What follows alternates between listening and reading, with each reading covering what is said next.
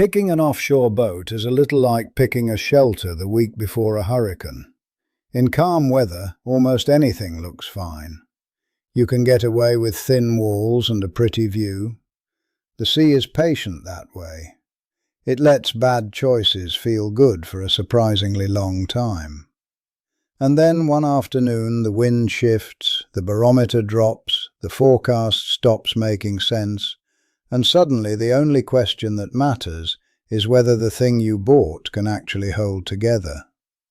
That's when boats stop being a hobby and start being a decision you have to live with. Out there, nobody cares how the boat looked at the dock, how clever the galley layout is, or what the broker told you about resale. Big waves have a way of making every shortcut honest. So the question becomes simple. Which boats have genuinely earned the trust of sailors who've been rolled, knocked down, and still made it home? These are 5 offshore sailboats that older solo sailors lean on when the weather stops negotiating. We'll start with the Hans Christian 33.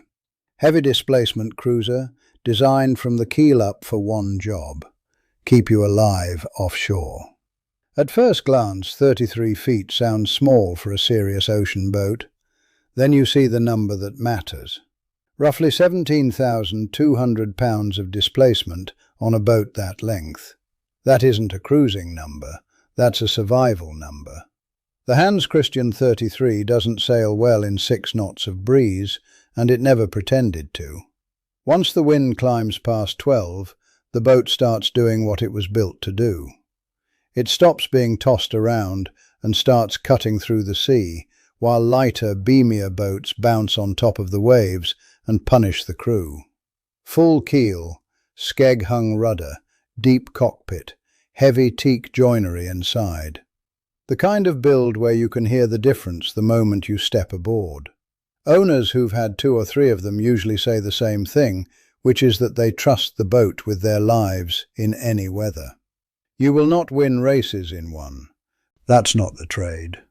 The trade is that you arrive dry, in a cockpit that feels like a bunker, inside a hull built like it was meant to outlive you. On paper, the cutter rig is flexible and easy to balance short-handed. In practice, it means a solo sailor can reef the main, ease the Genoa, and the boat keeps its manners. The only real catch is the teak. All that craftsmanship that looks so beautiful in photos demands real maintenance. Skip it for 2 seasons and you'll pay for it. But if you want a bulletproof 33-foot boat that still feels like a proper sailor's home below, there aren't many honest competitors. The second is the Mariner 36, and this one shows what a properly built fiberglass hull from an earlier era can still do. Fin keel, skeg-protected rudder, moderate displacement. Unlike a lot of modern fin keel boats that feel nervous in real weather, the Mariner 36 sits in that medium-heavy range where you get decent passage speed without giving up stability. The capsize screening number on this boat comes in around 1.83. That's well under the threshold of 2 that came out of the 1979 Fastnet disaster, when only 86 boats out of 303 finished. That formula was never meant to predict everything, but it does give you a rough sense of which boats are built to take a beating. The Mariner 36 passes it comfortably. Comfort ratio sits around 30, which means the motion is steady enough for long passages, rather than the quick, snappy roll of a lighter boat. The cockpit is deep, the interior is classic and simple, built to be maintained at sea rather than admired at a show. One warning for buyers. The New Hampshire-built Mariner 36 gets confused with some unrelated Asian boats that share the name. Do the homework, look at the hull numbers, verify the builder. The right Mariner 36 is a boat that will let you leave in rough weather in the morning and come home safe by evening without drama. Third is the rival 34. This is a British boat, and you can feel it in the design. It was built for the North Sea, the English Channel and the Western approaches, meaning it was built for water that doesn't forgive mistakes. Around 5.4 tons of displacement, high ballast ratio, deep keel, skeg-hung rudder. Certified to Lloyd's 100A1 standards, which mattered when it was built, and still tells you something about the construction today. The motion is what experienced owners always mention first.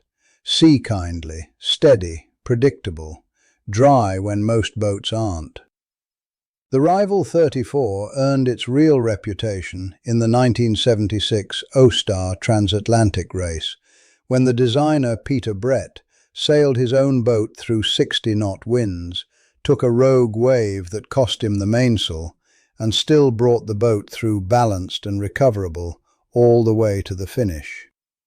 That kind of story sticks for a reason. Owners describe it as one of the most reassuring boats they've sailed in heavy weather. Not fast, not exciting in light air, awkward in a tight marina. Offshore, where it actually belongs, it stops feeling like a yacht and starts feeling like a quiet partner that will carry you home. Fourth is the Nicholson 38. This is what the overbuilt fiberglass era looked like, when the builders still had something to prove. Camper and Nicholson's designed it for demanding European waters and then kept refining it. The hull is thick in a way that's almost absurd by modern standards. The long keel makes it track like a train through following seas, and the comfort ratio sits around 35, which is serious offshore territory. What makes it especially interesting for a solo sailor is the ketch rig. In a sudden squall, you don't have to rush up on deck and wrestle the main. You can drop it, run under headsail and mizzen, keep the boat balanced, and carry on. That flexibility is worth a lot when you're alone at night, and the wind is building faster than the forecast said it would. The high ballast ratio means the boat stays stiff, carries sail longer without getting overpressed, and stays composed as the breeze climbs. The center cockpit and aft cabin won't feel roomy compared to modern wide-stern cruisers, but offshore, what you get instead is a protected position, a structure that doesn't complain, and the confidence to keep pushing through conditions that would have a lighter boat begging for shelter. It's been circumnavigated many times over, and the word that keeps coming up is bomb-proof. The last one is the Bermuda 40 Mark II from Hinckley, and this is the rare boat that somehow looks perfect tied up in a New England harbour and still holds together in real weather. Displacement to length ratio around 372, thick, heavy fiberglass hull, the kind of construction you only see from yards that cared more about reputation than production numbers. The Bermuda 40 doesn't ride over waves the way a lighter boat does. It settles into them. It carries its weight with a quiet authority that most boats have to fake. The rig is a yawl, which isn't just a design choice, it's a control system. The small mizzenmast set aft isn't really there to add power, it's there to balance the helm.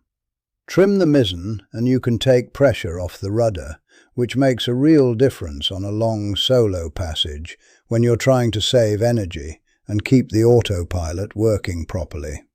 In heavier weather, you can sail under jib, staysail and mizzen, which lowers the center of effort, reduces heel, and keeps the boat moving without overloading anything. Below the waterline, the centerboard gives you flexibility that very few offshore boats offer. Shallow draft when you need to duck into a harbour, deeper draft for proper upwind work and tracking at sea. None of this is about speed. All of it is about making a long passage less punishing on the sailor. Look at these 5 boats side by side, and a pattern starts to show. None of them is the fastest. None of them is the easiest to dock. None of them will be the cheapest to maintain properly over 20 years, because they're all older, and most of them are built with materials that demand attention. But every one of them shares something that matters more offshore than any of that. They don't fall apart when conditions go bad. That's the whole point.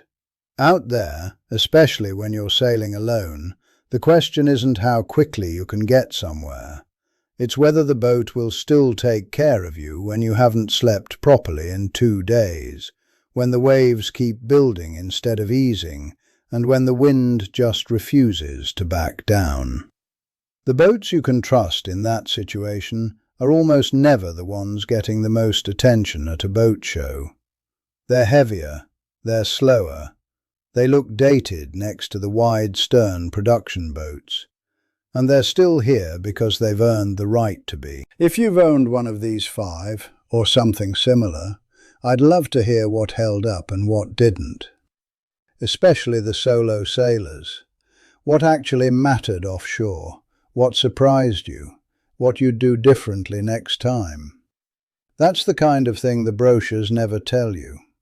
If you want more of these straight, practical rundowns of boats worth trusting when the weather turns, hit subscribe and drop a like. This channel exists for exactly that conversation.